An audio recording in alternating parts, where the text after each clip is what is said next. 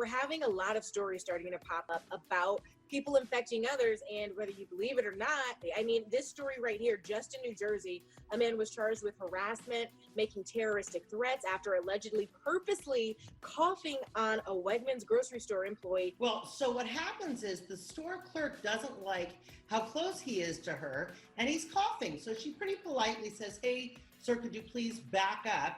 And then he proceeds to cough on everything, cough on her, and tell her that he has the coronavirus. Well, sir, not funny, not a joke, a felony in New Jersey, and you could get between 3 and 5 years on a terrorist threats charge. They're taking this incredibly seriously. So, Zuri, I don't know if you've heard this, but it is so fitting. These COVIDIOTS, people That's the word. that just go out there and they're on the beaches and they're strolling around and they're having a great old time like it's spring break. You know, it's like coronation. No. Stay home. Don't be a COVID idiot. Amen. Thank you, Triessl. And let's talk about the fact that courts are shutting down, right? Trials have been ongoing. Robert Durst, this will delay the trial. What implications does that hold for Durst? Well, here's what's interesting.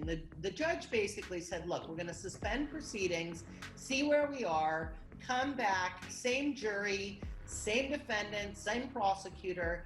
Here's the problem with that. What had these jurors been doing in the interim? Had they talked to people about it?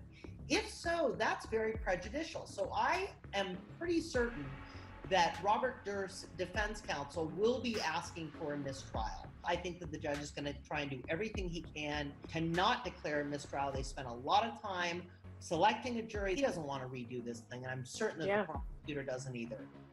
And back to that man charged in New Jersey. He has recently denied the allegations on Facebook, and his lawyer did not respond for comment. We will certainly keep you updated on all of that.